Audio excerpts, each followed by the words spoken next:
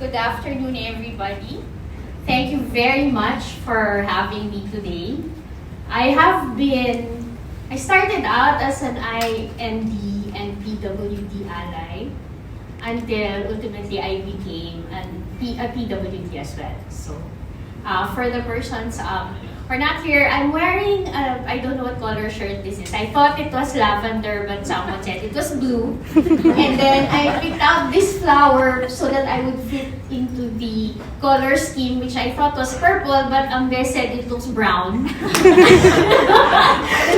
And also, I'd like to point out I'm wearing new shoes today because one of the wonderful gifts that my disability gives me is that sometimes I suddenly trip. And so I broke the heel of the shoes I was wearing on the way here, so I had to go shopping. So, such a sacrifice, diba? Oh my God, my life is so hard. I have to go shopping. Anyway, all kidding aside, I'm so excited to be here. I would normally do this speech without notes, but I'm kind of nervous, so you please bear with me. So, my name is Millicent Desiderio, and I am a person with disability. I am visually impaired. I am unable to see more than 7 inches away from my face when I'm not wearing corrective lenses. And I also have stage 4 colon cancer. And as you know, cancer has been by law declared as a disability a couple of years back. It has been my advocacy since I was diagnosed to ask people to go for early cancer screening and to spread the word that cancer is now a disability because there are benefits that go with it, which help a lot for people that have to go through chemotherapy and other treatment because they get the same discounts that persons with disabilities would get. My story is not unusual, or maybe it's unusual because of how ordinary it is. I had what I believe was a blessed childhood, you know. I had a happy family, I had the handsome pilot father and the beautiful mom. I had the ease of doing well in school all my life. Unlike many, I was very fortunate to never have to worry about clothing or food or shelter. I was able to travel. I was smart enough to do well in school until eventually I became a lawyer and I had a happy family of my own.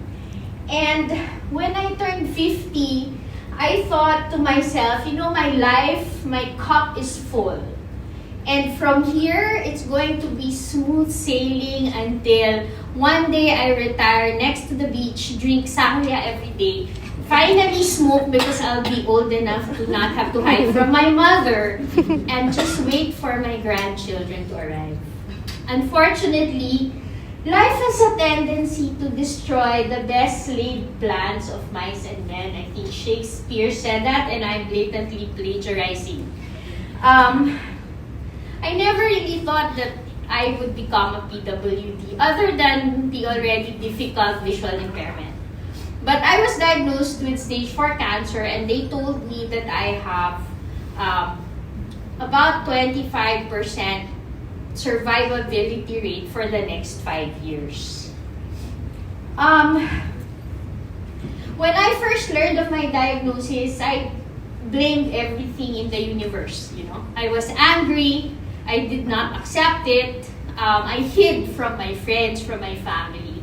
And then I realized that there are only 2 things you can do. You can whine about your problem and spend the rest of your life miserable and whining, or you can try to overcome and live a life that was as normal as possible.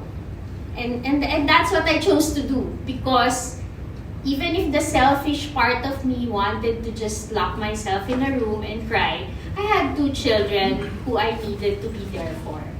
And a very clingy husband who would probably die if I died. So I had to live.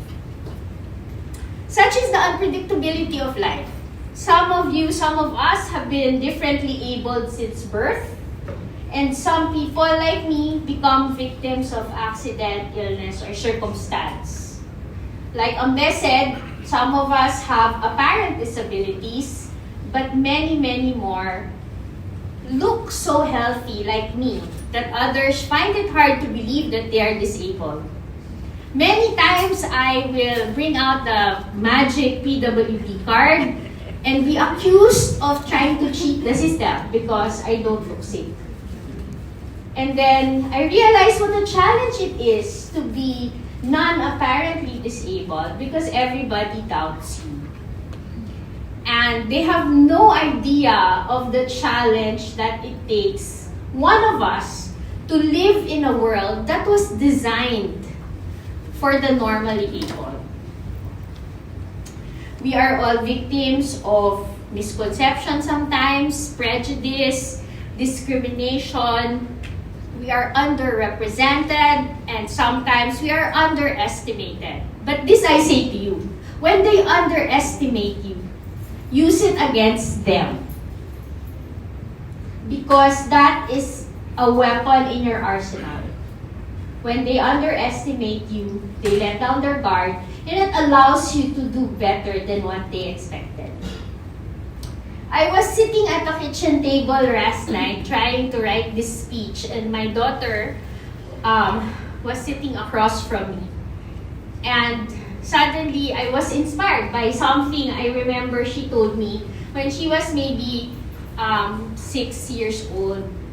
She said, "Mom, you know why? I figured out why there are so few unicorns. The world wasn't made for unicorns. That's why there's so few of them." And that is what I believe every single one of us in this room are. We're all unicorns. We're special, we're rare, and we have magical powers. We are imbued with strength, we are beautiful in a unique way, and we have abilities that are different.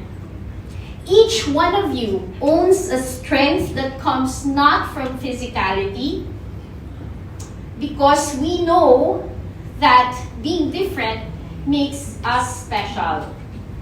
A determined heart and a strong spirit is worth more than a strong body. And a strong mind does not need strong limbs to flourish. When I feel discouraged, I look at people like Stephen Hawking. Look at what he has to suffer and what he has achieved and what he has contributed to mankind. If he can do that, then I, in my own little way, can probably contribute something of worth, no matter how small it is. I say to you, do not let yourself be defined by your disability. You are here today, you're in Accenture. When I was being hired, I don't know if the recruiter was making me bola, but she said that only 3 in 500 people are hired into Accenture. It is one of the toughest, hardest to enter workplaces in the world. And yet, here you are, and you're all thriving. So what does that say? You, to me, embody the belief that while a person may be limited physically, they can achieve great things if only they're willing to try. When I first got my diagnosis, I decided I would try to live a life that was as normal as possible. I would adapt to my new life and work around the limitations that this illness has placed upon me. It has not been easy, and I know it's not easy for any of you. But then remember, nothing worth having is ever easy. You always have to work for the things that are valuable. I can only imagine the strength and the determination that it took each of you to get here and to thrive the way you are. So today, we celebrate all of you and the very difficult and twisted roads you had to traverse to get here today. We celebrate your courage, your determination, and your success. Mabuhay po kayong lahat. Woo!